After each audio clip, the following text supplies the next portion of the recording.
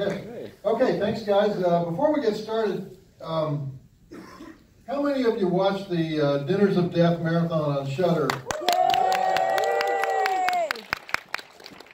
Okay, the rest of you have to leave. And of course, if you don't watch A Very Joe Bob Christmas, which comes on in exactly 5 days, I'm going to shoot your dog. So, I don't have a but dog. it's great to be back in Yonkers. You know, I think Yonkers now holds the record of the 70,000 shows that I've done at Alamo Drafthouses all over the country. Going back to the original one on Lamar Street in Austin, where we used to do all-nighters there. I've done more in Yonkers than any other single theater. So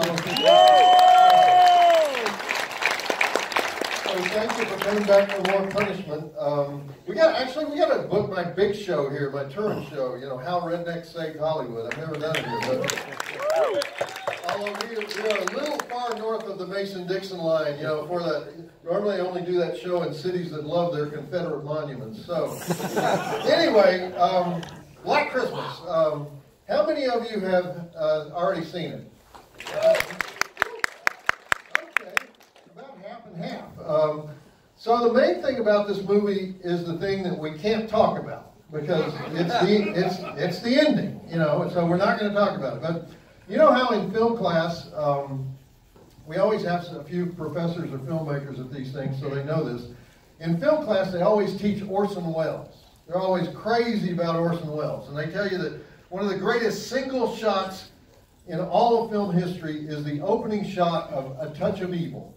And the reason is the camera moves for 3.5 minutes in a single take, okay, in the very first shot of that movie.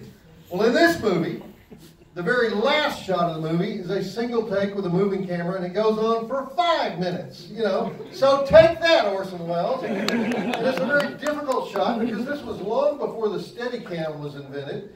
And that shot is the whole key to understanding the movie. Now, that's all I'm going to say about it. But for those of you who haven't seen it, I can't emphasize this enough. Don't think the movie is over before it's over. If you haven't seen it before, and I'm going to say this because people get confused. Just because names start to roll in the credits doesn't mean the movie is over, okay? I'm helping you out by saying that. Now, a lot of claims are made for this movie. They say it's the first slasher film, 1974. Not really. I mean, because first of all, there's not that much slashing in the movie. And secondly, when people say slasher, what they normally mean is a movie about a deranged serial killer, right? That's what they all have in common. So any movie where you have one guy killing everybody he meets could technically be called a slasher film.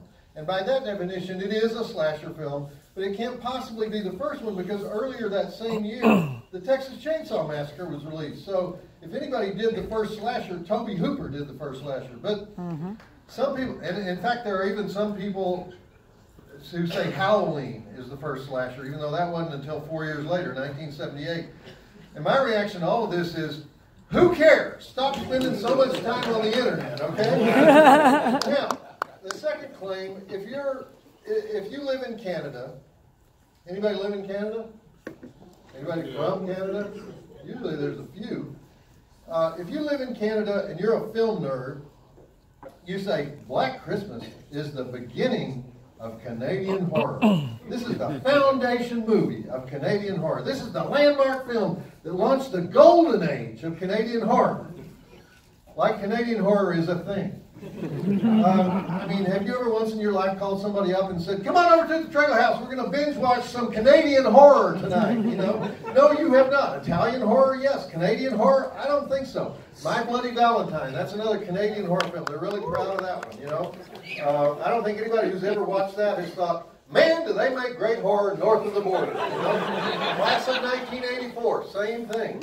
And what makes it especially ridiculous is that when they do make horror movies in Canada, they always try to disguise the fact that they were made in Canada. So please count the number of scenes in this film where they show an American flag for absolutely no reason. They want you to think it's an American film because they want it to get released in America, okay? Population of the United States, 325 million. Population of Canada, $36 million. Hello? You know, they know where the money is. So, plus the director of the movie is American, Bob Clark. He was from Fort Lauderdale. He did live in Canada for 12 years. Now, actually, he's the only person I've ever heard of from Florida who he went to Toronto for work, and he said, "Hey, man, this is paradise up here. I'm staying." So, you know, so he was sort of an expatriate Floridian turned Canadian. But he'd already made 2 movies down in Florida. He made Children Shouldn't Play with Dead Things. You like that movie? Okay, good movie. And Death Dream. You know that one too? Also called Dead of Night. Also called The Night Andy Came Home, about a Vietnam vet who comes home from the war as a zombie. A very dark film. And this, in my opinion, is a very dark film. Now, one thing about Bob Clark, he doesn't like to satisfy the audience. He likes to beat up the audience. He likes to mess with expectations. The third claim made for this film, and you will see this all over the internet, is that Halloween was planned as a sequel to Black Christmas. This is just bullshit. Bob Clark had a way of telling stories that made everything sound like the original idea came from him. Okay, so he was always telling this story of how he met John Carpenter, and John Carpenter told him how much he admired Black Christmas, and Carpenter asked him if he thought he would ever do a sequel, and Bob said, "No, I got greater aspirations in life and in the film business. I don't want to get stuck in the horror field." And so Carpenter asked him what the plot would be if he did do a sequel, and he said, well, they would have to catch the killer and put him in an asylum for a year, and then he would escape and the killings would start again. And so based on that, Clark implied that Carpenter's script for Halloween was based on Clark's sequel idea in that conversation for Black Christmas. Of course, those of you who haven't seen the movie have no idea what I'm talking about, but we won't be talking about that. But Bob Clark had one of the strangest careers in the history of any film director in terms of what kind of movies he made. His most financially successful film was Porky's. He also made the beloved classic A Christmas Story. He also made a great Sherlock Holmes film, Murder by Decree, with Christopher Plummer and James Mason. He made that movie Tribute with Jack Lemmon, based on the Broadway play. He actually worked with some of the biggest stars in the world. And then he made 2 of the worst movies in history. He made Super Babies, Baby Geniuses 2, and he made Rhinestone. Yay! Sylvester Stallone goes to Nashville, becomes a singer, and falls in love with Dolly Parton. Rocky Goes Country. He made that. Yes. Still gives me chills to think about that movie. Okay, here's how Black Christmas happened. Started out as a script written by a Canadian named Roy Moore called The Babysitter. And Roy Moore worked at the Canadian broadcast system, and he wrote this story based on an urban legend called The Babysitter and the Man Upstairs. This is a story in the 60s that impressionable teenage girls used to tell each other when they were babysitting to scare the shit out of each other. And it was about getting calls from a weird voice who says, "Check the children, check the children." And then he hangs up. And you can read various versions of the story on the internet. So Bob Clark was intrigued by this script, and he started making changes to it. He changed at least half of it. First, he changed the title to Stop Me, which was what the Illinois serial killer William Hirons used to write on the mirror with lipstick whenever he would commit a crime. Stop Me. He changed the setting from a babysitter setting to a sorority house. He changed quite a few other things. He added the Margot Kidder character. He added the alcoholic house mother. He incorporated a lot of elements from a series of murders that had occurred in Montreal around Christmas time. And so the reason this movie would seem to be linked to Halloween is that the original title of Halloween was The Babysitter Murders, because they were working from the same urban legend. And that was actually the specific instruction that was given to John Carpenter. Your movie has to be about murdered babysitters. Therefore giving rise to another urban legend that Halloween is a sequel to Black Christmas. Okay, so once Bob Clark gets his script ready, and he gets funded for $641,000, which included a lot of government money because the Canadians were trying to make movies at the time. I actually heard him refer to his budget as $400,000, so I think the $641 was Canadian funny money. That was Canadian dollars, and it was really a $400,000 budget in real money. But he starts looking around for who to cast as the lead sorority girl, and he decides to go big with it. He decides to make an offer to Olivia Hussey, who was a huge star. She had made her debut at age 15 as Juliet in Franco Zeffirelli's Romeo and Juliet, and everyone still remembered that. Very serious actress. Worked on the London stage, always did high-tone movies like Death on the Nile, Last Days of Pompeii, Lost Horizon, Ivanhoe. In other words, about the last person you would think would want to go to Toronto in the middle of winter and make a cheap horror movie. Fortunately for Bob Clark, Olivia frequently consulted psychics about what she should do with her life. And one of these psychics told her she was going to go to Canada for the first time, and she was going to make a movie that would make a great deal of money. This was a couple of days before the agent sent her her script for Black Christmas. And so she said yes right away. And because Olivia Hussey said yes, other big stars said yes as well. Keir Dullea had starred in 2001: A Space Odyssey. He was the astronaut. And he was still known for that role. Plus, he was in Bunny Lake is Missing for Otto Preminger. He was in David and Lisa. He played the Marquis de Sade in De Sade. Once again, classical thespian, you know, known for his work on Broadway and in London. And so when he was sent the script, they told him he'd be opposite Olivia Hussey, so he said yes right away. He didn't read the script. And they didn't care about, Keir Dullea's age either. I think he set the record for actors, older actors playing college students. He was 38. The police lieutenant was supposed to be played by Edmund O'Brien. He accepted the part. He flew to Toronto to start filming, but Bob Clark and the producer took him to dinner the night he arrived, and it was obvious that he was having frequent memory lapses, and sometimes he didn't know where he was. It was the early stages of Alzheimer's disease, and so they had to tell him that he couldn't do the part, especially since the first night of shooting was going to be in freezing cold weather, and he seemed too frail for that.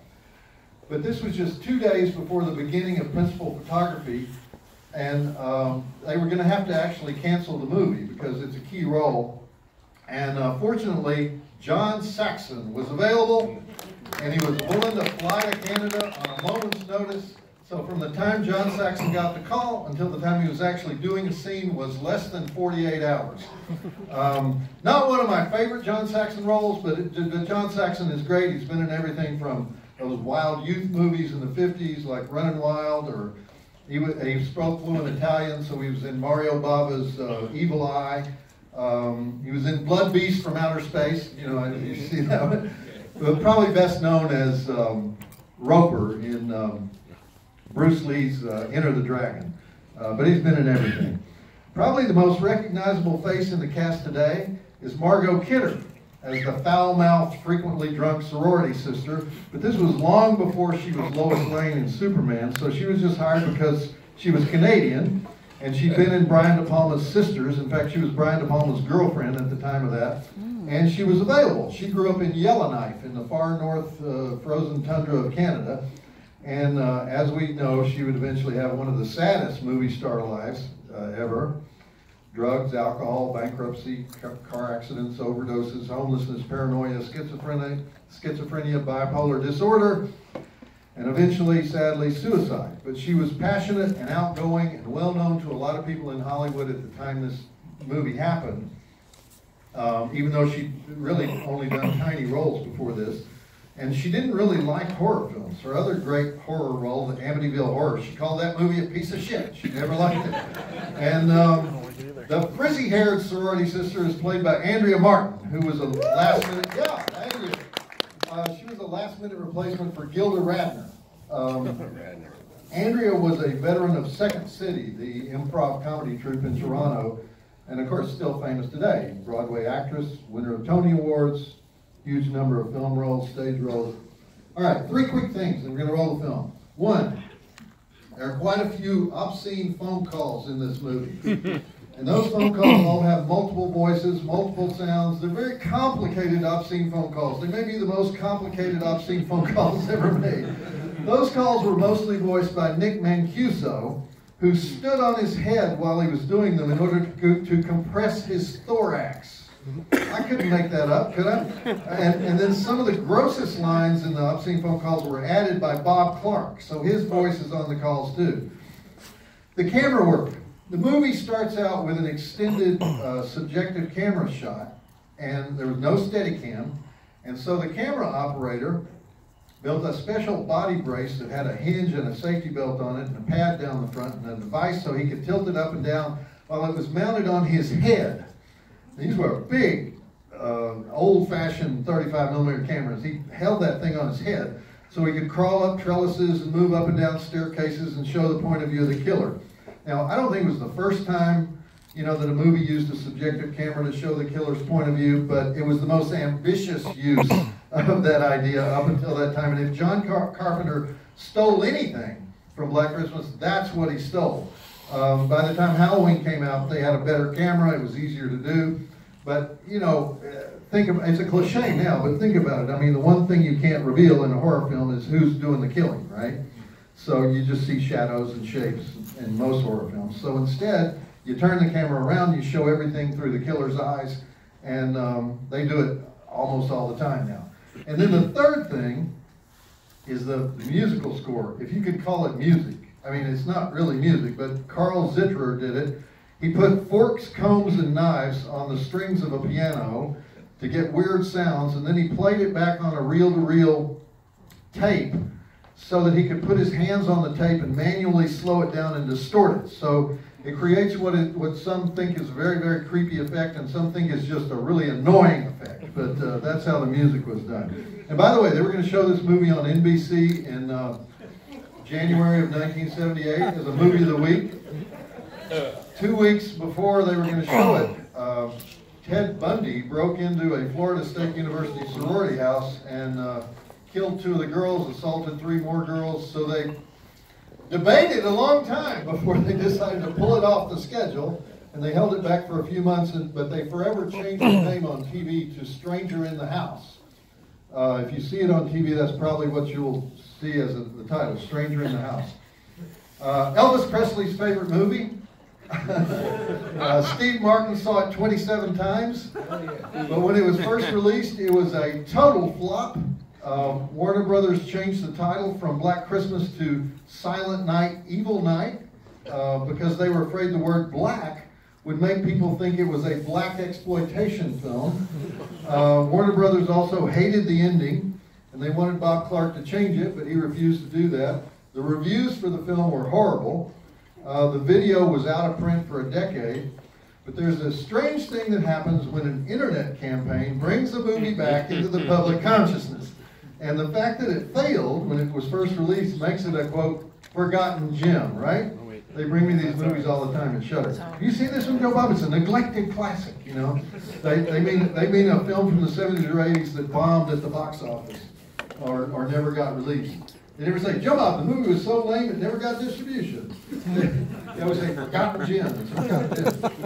Anyway, people go crazy for that idea. So, forgotten movie.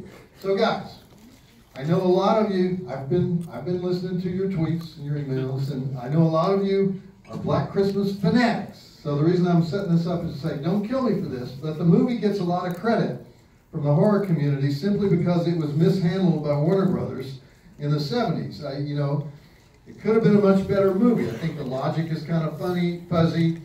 I think the scenes intended to be humorous are not that humorous, and they slow down the movie. I think some of the acting is a little off kilter, but this is just me. You know, I admire Bob Clark for trying to do something different. He claims to have a complete backstory for the killer, the guy who makes the obscene phone calls, but he intentionally does not share the backstory with us. We're supposed to piece it together from the phone calls, and as you'll see, that's pretty much impossible. But it has some great scenes in it. I wouldn't call it a classic. I wouldn't call it the slasher that inspired all the other slashers. I would call it a proto-slasher, okay? It came out before the era of the slasher, so it was an early version of a slasher. And it does have that final shot. Now, it took 8 hours to light the final shot. It took a great deal of physical effort to actually shoot it. So it does deliver the eerie effect intended. If you want to talk about it, I'll be doing a signing after. We can argue about it, but just don't beat me up for this rating I'm about to give this movie. As we head for the drive-in totals, we have 8 dead bodies, no breasts, 5 excellent obscene phone calls, breaking and entering, feeding alcohol to minors, throat slicing, matron on a meat hook, Christmas ornament bashing, crystal spike plunging, multiple clueless cops, grand piano destruction, gratuitous Christmas caroling, gratuitous snowball assault, gratuitous fellatio prank, cellophane foo, fire poker foo, shaky cam foo, asthma foo, driving Academy Award nominations for Olivia Hussey as the pregnant sorority sister, Margot Kidder as the alcoholic foul-mouthed sorority sister, Andrea Martin is the frizzy-haired sorority sister, Marion Waldman is the whiskey-chugging comic relief house mother, Keir DeLay is the emotionally fragile concert pianist boyfriend with a turtleneck and a mullet. And Bob Clark, the director, for doing it his own way. 3 stars. Joe Bob says, check it out.